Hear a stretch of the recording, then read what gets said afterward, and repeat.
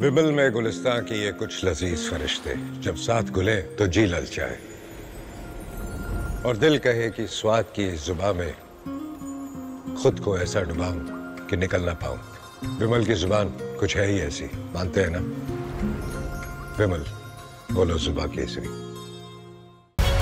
नमस्कार, बहुत स्वागत है आपका। मैं हूं आपके साथ सुमित झा। आप देख रहे हैं दमदार 10। दमदार 10 में खबरें दमदार तरीके से आपको हम बताएंगे और हर खबर के मायने भी समझाएंगे। सबसे पहले आपको हम बता दें, उस बाबा की बात करने जा रहे हैं जो बाबा बेशर्म तरीके से लगातार महिलाओं पर विवादित बयान दे रहे हैं। ये बाबा के बेशर्म बोल, आप समझिए कि एक बार नहीं, दो बार नहीं, बार बार महिलाओं पर ऊल जुलूल टिप्पणी कर रहे हैं ये बाबा। नाम इनका अनिरुद्धाचार्य है और अब ये बाबा कैरेक्टर सर्टिफिकेट बांटने लगे हैं महिलाओं को। चारों तरफ किरकिरी होने के बाद भी अनिरुद्धाचार्य सुधरने का नाम नहीं ले रहे। एक बार माफी भी मांगी थी, लेकिन फिर उसी तरह का बयान और महिलाओं को लेकर बेशर्मी भरा ज्ञान। ये पूरी रिपोर्ट देखिए।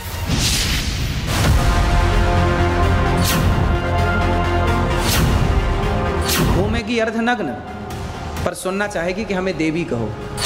देवी वाली हरकत हो आपकी तो आपको देवी भी कहा जाए। धर्मगुरु की महिलाओं पर अधर्मी वाली बात। कलयुग में आप वैश्या को वैश्या नहीं कह सकते। शर्म हया पर बाबा का बेशर्मी भरा ज्ञान। घूमेगी अर्धनग्न पर सुनना चाहेगी कि हमें देवी कहो। देवी वाली हरकत हो आपकी तो आपको देवी भी कहा जाए। महिलाओं पर बाबा का बेशर्म बोल वचन। अब 25 साल की लड़की 4 जगह वो मुंह मार चुकी होती है, सब नहीं पर बहुत। कथा के नाम पर बाबा का निर्लज्ज कथन।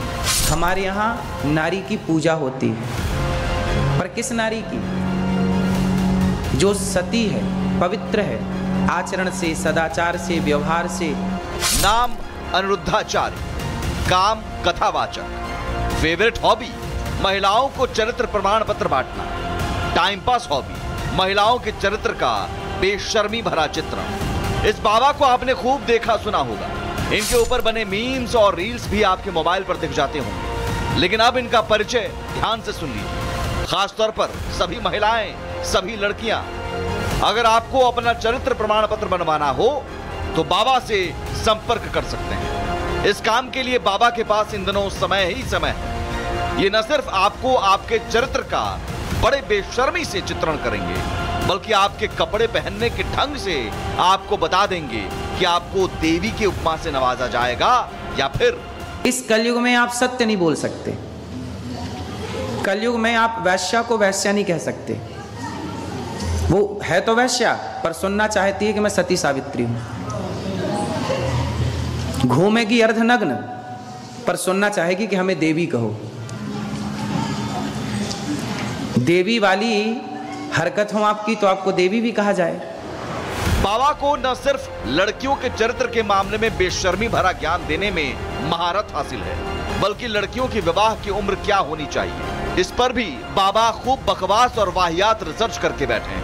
इनका बस चले तो लड़कियों का खेलने कूदने की उम्र में ही घर बसा दें, और इसके पीछे तर्क, माफ कीजिए, कुतर्क तो बाबा ने गजब ही दिया था।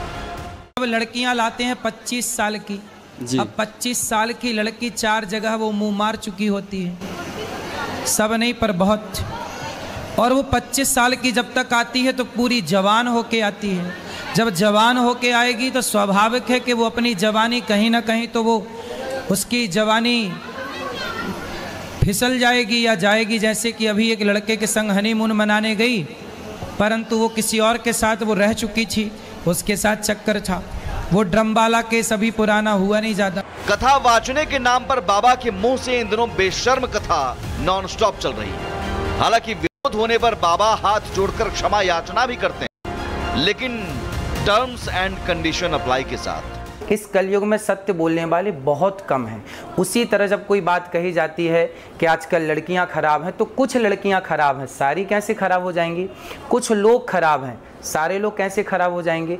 तो कुछ शब्द यदि आप हमारे हटा देंगे वीडियो से तो वो तो सारी लड़कियां खराब के लिए वीडियो तैयार हो जाएगी, फिर लोग उसको गलत यूज कर सकते हैं। फिर भी मेरी आधी अधूरी बात सुन करके किसी भी बहन बेटी का दिल दुखा हो तो ये दास सदा आपका था, आपका है, आपका ही रहेगा। यदि आधी अधूरी बात सुन के आपका दिल दुखा तो मुझे क्षमा अवश्य करें। लेकिन बाबा ने तो जैसे महिलाओं के चरित्र चित्रण कर विवाद और बवाल करने की ठान ली, जो माफी मांगने के बाद फिर से बाबा ने मुंह खोला और इस बार तो पिछली बार से भी ज्यादा बेशर्म बोल इस कलयुग में आप सत्य नहीं बोल सकते। कलयुग में आप वैश्या को वैश्या नहीं कह सकते। वो है तो वैश्या पर सुनना चाहती है कि मैं सती सावित्री हूं। घूमेगी अर्धनग्न पर सुनना चाहेगी कि हमें देवी कहो। देवी वाली हरकत हो आपकी तो आपको देवी भी कहा जाए। ये सही है कि धर्मगुरु समाज को दिशा दिखाते हैं, लेकिन दिशा दिखाने के नाम पर बाबा अनिरुद्धाचार्य ने तो मानो विवाद, बवाल और बखेड़ा खड़ा करने की ठान ली। सवाल है कि क्या ये सब कुछ सस्ती लोकप्रियता हासिल करने का तरीका तो नहीं? Bureau report, Republic Bharat.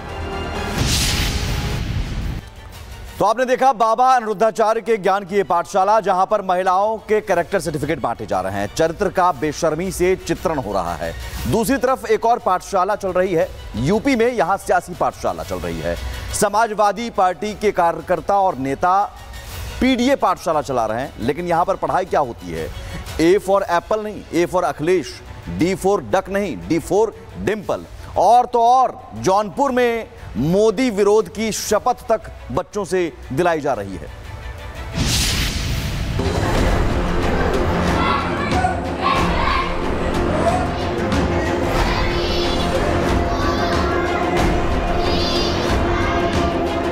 पहले बच्चों को A for Akhilesh, D for Dimple का ज्ञान, और अब बच्चों को दिलाई जा रही मोदी विरोध की शपथ। मोदी जी को सबक सिखाएंगे पीडीए पाठशाला चला करके। यूपी में अब बच्चों को सियासी मोहरा बनाया जा रहा है। समाजवादी पार्टी के नेता कार्यकर्ता जहां बच्चों को देखते हैं, पीडीए की पाठशाला खोलकर सियासी विरोध का मोहरा बनाना शुरू कर देते हैं। वोट देने की उम्र भी इनकी नहीं हुई है। क ख ग घ पढ़ने की उम्र में इन्हें सियासत का ककहरा सिखाया जा रहा है। हद तो तब हो गई जब जौनपुर में लाल टोपी पहने सपा के सिपाही इन बच्चों को शिक्षा ग्रहण करने के नाम पर मोदी विरोध की शपथ दिलाने लगे।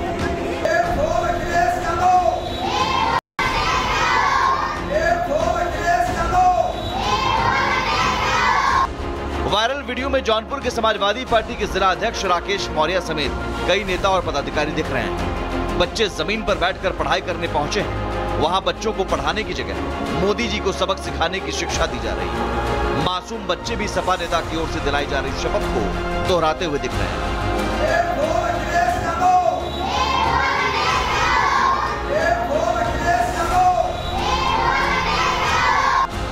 वहीं बीजेपी बच्चों को सियासी मोहरा बनाने पर अखिलेश यादव को जमकर खरी खुदी सुना रही है। समाजवादी पार्टी कितना नीचे गिरेगी?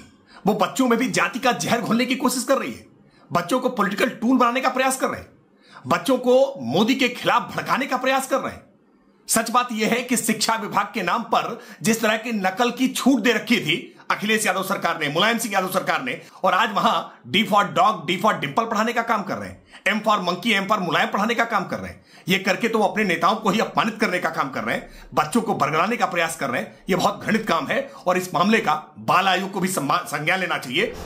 सवाल उठ रहे हैं कि आखिर पीडीए पाठशाला के जरिए समाजवादी पार्टी बच्चों को शिक्षित करने के लिए चिंतित है या फिर नौनिहाल बच्चों की आड़ में अपनी राजनीतिक रोटियां सेकने में जुटी है। राजनीति के लिए बच्चों को सियासी मोहरा क्यों बनाया जा रहा है? Bureau report, Republic Bharat.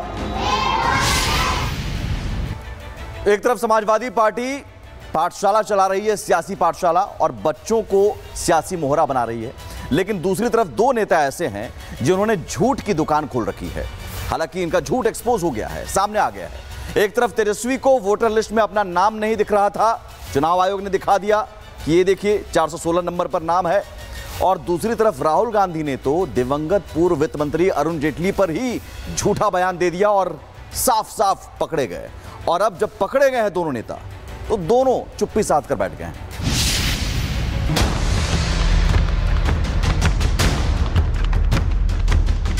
ये एप्लीकेशन है, मेरा भी नहीं है, हम चुनाव कैसे लड़ेंगे? चुनाव के पहले ही अपनी हार इन्होंने स्वीकार कर लिया। Arun Jaitley ji was sent to me to threaten me. Rahul Gandhi और तेजस्वी यादव का झूठ एक्सपोज हो गया। सियासी रेस में खुद को बार बार साबित करने की होड़ में दोनों नेताओं का झूठ पकड़ा गया। एक और तेजस्वी को वोटर लिस्ट में अपना नाम नहीं दिख रहा है, तो दूसरी ओर राहुल गांधी ने दिवंगत पूर्व केंद्रीय मंत्री अरुण जेटली को लेकर ऐसा बयान दिया जिस पर बीजेपी तीखा रिएक्शन दे रही है। बात पहले लालू यादव के छोटे लाल तेजस्वी की, जिन्हें चुनाव आयोग के काम पर भरोसा नहीं है और ना ही अपने नाम और पते पर। ये एप्लीकेशन है, मेरा भी नहीं है। हम चुनाव कैसे लड़ेंगे? अभी तो देखिए, ये चुनाव आयोग का एप्लीकेशन है और मेरा ईपीआईसी नंबर हमने इसमें डाला है।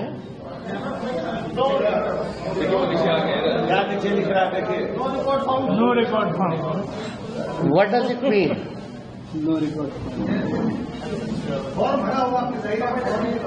हाँ, चुनाव लड़ने के लिए आपको बूथ वोटर बनना चाहिए, बिहार का वोटर होना चाहिए, तब जाकर के हम चुनाव लड़ेंगे। तेजस्वी यादव के दावों का गुब्बारा चुनाव आयोग ने बिना वक्त गंवाए फोड़ दिया। प्रशासन ने उनके दावे को गलत बताया है। प्रशासन का कहना है कि तेजस्वी यादव का नाम वोटर लिस्ट में मौजूद है, बस बूथ और क्रम संख्या में बदलाव हुआ है। नेता प्रतिपक्ष का नाम प्रारूप मतदाता सूची में दर्ज है। वर्तमान में उनका नाम मतदान केंद्र संख्या 204 बिहार पशु विज्ञान विश्वविद्यालय का पुस्तकालय भवन क्रम संख्या 416 पर अंकित है। पूर्व में उनका नाम बिहार पशु विज्ञान विश्वविद्यालय का पुस्तकालय भवन मतदान केंद्र संख्या 171 क्रम संख्या 481 पर दर्ज था। सवाल तो अब यह है कि क्या तेजस्वी का दावा चुनाव आयोग के खिलाफ माहौल बनाने के लिए था? तेजस्वी ने जो नंबर डाला चेक करने के लिए, उसका डाटा नहीं है, तो क्या तेजस्वी के पास दो वोटर कार्ड हैं? तेजस्वी यादव जान चुके हैं कि इस चुनाव में वो जीतने वाले नहीं, इसलिए चुनाव आयोग को लेकर भ्रम पैदा कर रहे हैं। चुनाव आयोग के बारे में पहले भी एसआईआर मुद्दे पर उन्होंने भ्रम पैदा किया और आज भी उन्होंने भ्रम पैदा करने की कोशिश की कि उनका नाम नहीं है, लेकिन चुनाव आयोग ने उनके बैलून की हवा निकाल दी। एक तरफ संविधान के किताब लेके चलेंगे, दूसरे तरफ संविधान का कसम खाएंगे और तीसरे तरफ संवैधानिक संस्था को अपमानित करेंगे, उसके बारे में झूठ और भ्रम का वातावरण बनाएंगे। धिक्कार है संवैधानिक पद पर बैठा हुआ व्यक्ति को कि संवैधानिक संस्था का अपमान कर रहा है। संवैधानिक संस्था के बारे में झूठ बोलकर जनता के बीच भ्रम फैला रहा है। देश के संविधान निर्माता डॉक्टर भीमराव अंबेडकर द्वारा बनाया गया संविधान और उसके तहत चुनाव आयोग और माननीय सर्वोच्च न्यायालय के पूरे मामले पर सवालिया निशान खड़ा करना डॉक्टर भीमराव अंबेडकर का अपमान करना है और ये चुनाव के पहले ही अपनी हार इन्होंने स्वीकार कर लिया है। अब बात नेता विपक्ष राहुल गांधी की, जिन्हें मुद्दा नहीं मिल रहा है तो फेक नैरेटिव सेट करने में जी जान से जुट गए। राहुल दिवंगत पूर्व वित्त मंत्री अरुण जेटली पर धमकाने का आरोप लगा रहे हैं। I remember when I was fighting the farm laws, and he's not here anymore, so really I shouldn't say it, but I will. And Arun Jetli ji was sent to me to threaten me. Rahul के इस बयान के बाद BJP ने मोर्चा खोल दिया है। अरुण जेटली के बेटे ने राहुल पर झूठ बोलने का आरोप लगाया है। जो कृषि कानून था, फार्मर बिल था, वो स्वर्गीय अरुण जी के देहांत के बाद लाया गया था सन 2020 में और सामाजिक तौर पर सबको जानकारी है कि उनका देहांत अगस्त 2019 में हुआ था। 24 तारीख थी, 24 अगस्त 2019 को हुआ था। और रही बात क्या वो धमकाते थे एज ए नेचर, उनके स्वभाव में ही नहीं था। रही बात दिस एलिगेशन कि भाई मेरे को थ्रेटन किया, is totally deniable because it is an event of farm law which is subsequent to his demise. दिन, सप्ताह, महीने, साल बीत गए, राहुल गांधी जी की एक चीज उनके अंदर बनी हुई है, वो है झूठ, झूठ और झूठ। राहुल गांधी जी को मैं याद करवाना चाहता हूँ, श्रीमान अरुण जेटली जी, सभी राजनीतिक दलों में उनकी रिस्पेक्ट थी, एक्सेप्टेंस थी, सर्वमान्य नेता थे वो। उनकी मृत्यु 24 अगस्त 2019 को हो गई। और कृषि कानून 17 सितंबर 2020 और 20 सितंबर 2020 को ये लोकसभा और राज्यसभा में आए और मंजूर हुए। कितना झूठ बोलेंगे राहुल गांधी जी? देखिए, राहुल गांधी पढ़े लिखे हैं कि नहीं हैं ये मुझे अब पता नहीं है, लेकिन एक चीज़ मुझे पता है कि झूठ और कपट की फैक्ट्री है ये लोग। शर्म नहीं आती है, एक मृत व्यक्ति अरुण जेटली जी का देहांत हो गया था 2019 में, अरुण जेटली के नाम पे बोल रहे हैं। फार्म लॉ कब आया 2020 में, ये भी ज्ञान नहीं है। झूठ बोलने की कोई सीमा होती है? इस गांधी परिवार ने अपनी तमाम सीमाएं लांघ दी है। तेजस्वी और राहुल गांधी झूठ की पुलिया पर सियासत चमकाने निकले थे, लेकिन फैक्ट चेक होने के बाद कुछ बोल नहीं पा रहे। Bureau report, Republic Bharat. तो राहुल गांधी का झूठ पकड़ा गया, लेकिन राहुल गांधी हैं कि मानने को तैयार नहीं। अब वो कह रहे हैं कि चुनाव आयोग के खिलाफ सबूतों का एटम बम है, इसलिए हम कह रहे हैं कि एसआईआर पर बेसिर पैर बयान। एसआईआर जिसे लेकर लगातार राहुल गांधी कह रहे हैं कि साहब चुनाव आयोग धांधली कर रहा है, वोटरों के नाम काटे जा रहे हैं। इससे पहले भी इस तरह की बातें कही थी राहुल गांधी ने कि हम बोलेंगे तो भूकंप आ जाएगा, लेकिन कुछ हुआ नहीं। राजनाथ सिंह ने राहुल गांधी को करारा जवाब दिया है। ये रिपोर्ट देखिए।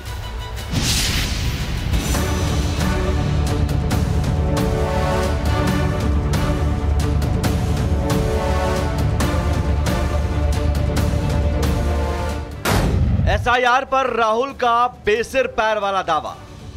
जो हमें मिला है वो एटम बम है। राजनाथ ने राहुल के दावों की निकाली हवा।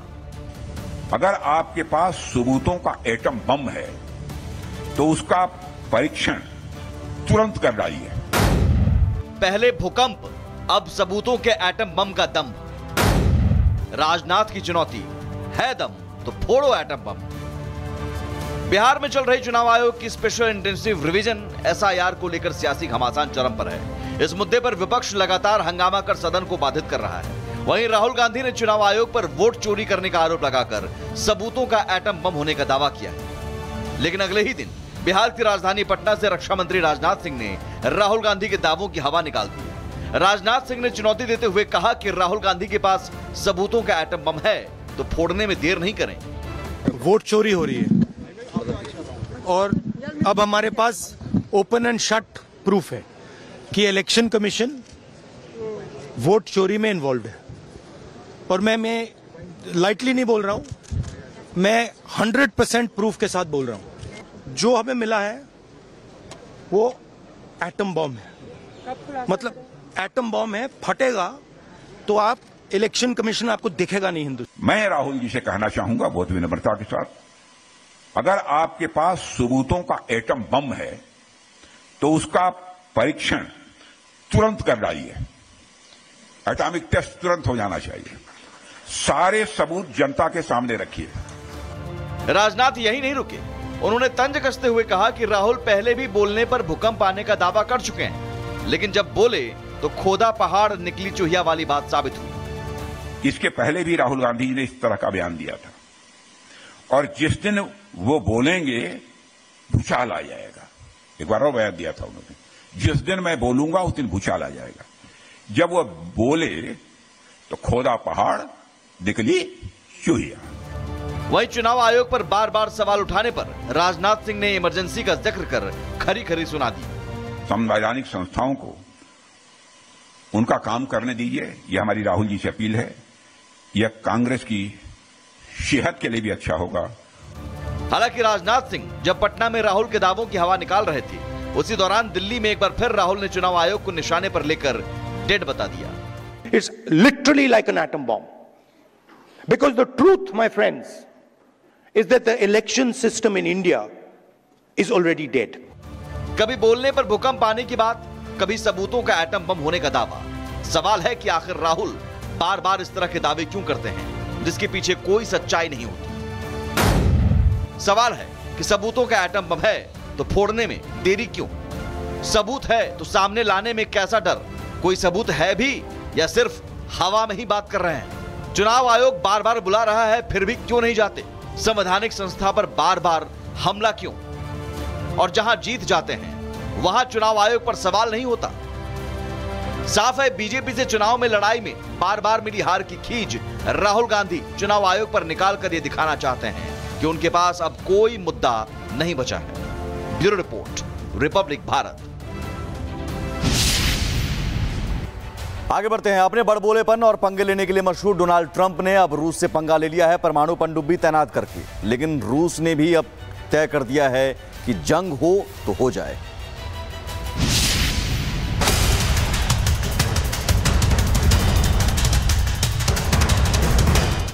दुनिया के दो महाबली आमने सामने। टैरिफ के बाद ट्रंप का वॉर टेरर। ट्रंप ने क्या बजा दिया जंगी सायरन। भारत रूस की दोस्ती पर ट्रंप का तंज। पुतिन सुनाएंगे और सैनिक की धमक। ट्रंप ने भारत और रूस की दोस्ती पर तंज कसा था। ट्रंप ने चेतावनी दी थी कि रूस अपनी हद में रहे। भारत और रूस की अर्थव्यवस्था पर तंज कसने वाले ट्रंप के खिलाफ पुतिन ने मोर्चा खोल दिया है। बात चेतावनियों से निकलकर हथियारों की ओर बढ़ रही है।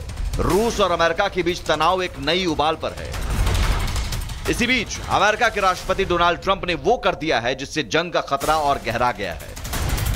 ट्रंप का रूस से बढ़ते तनाव के बीच फैसला, 2 अमेरिकी परमाणु पनडुब्बियों को तैनात करने के आदेश। ट्रंप ने रूस को गंभीर परिणाम भुगतने की धमकी भी दी। ट्रंप ने सोशल मीडिया पर इस फैसले की जानकारी दी।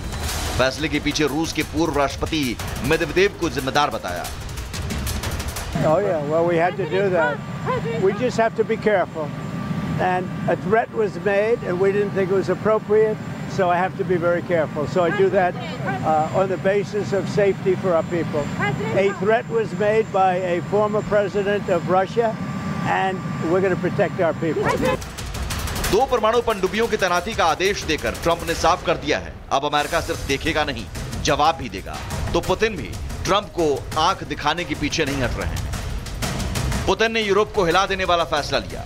रूस सबसे घातक हाइपरसोनिक मिसाइल और सैनिक का निर्माण शुरू कर चुका है। साल के अंत में इसे बेलारूस में तैनात किया जाएगा। बेलारूस की सीमा यूक्रेन के उत्तरी हिस्से से लगती है। पुतिन ने पश्चिमी देशों और नाटो को कड़ा संदेश दिया।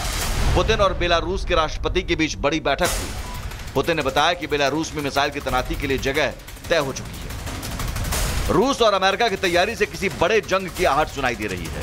रूस के पूर्व राष्ट्रपति मेदवेदेव ने ट्रंप को अल्टीमेटम दे डाला था। उन्होंने कहा, हर अल्टीमेटम एक कदम है अमेरिका से युद्ध की ओर। रूस को इजराइल या ईरान नहीं है जो चुप रहेगा। ट्रंप को स्लीपी जो जैसा नहीं बनना चाहिए। मेदवेदेव की धमकी ट्रंप के उस बयान के बाद आई जिसमें उन्होंने रूस को यूक्रेन युद्ध रोकने के लिए सिर्फ 10 दिन की मोहलत दी थी। पुतिन पर ट्रंप के अल्टीमेटम का कोई असर नहीं है। रूस लगातार यूक्रेन पर हमले कर रहा है। इस बीच डोनाल्ड ट्रंप ने परमाणु पनडुब्बियां तैनात करने का आदेश दे दिया है। वहीं पुतिन सबसे घातक मिसाइल तैनात करने जा रहे हैं। तो क्या दुनिया एक नई जंग के मुहाने पर खड़ी है? Bureau report, Republic Bharat. और इसी के साथ दमदार 10 में आज मेरे साथ बस इतना ही। एक छोटा सा ब्रेक के उस पार भी खबरें लगातार जारी। विमल में गुलिस्तां के ये कुछ लजीज फरिश्ते जब साथ घुलें तो जी ललचाए और दिल कहे कि स्वाद की जुबान में खुद को ऐसे डुबाऊं कि निकल ना पाऊं। विमल की जुबान कुछ है ही ऐसी, मानते हैं? विमल, बोलो जुबान कैसी?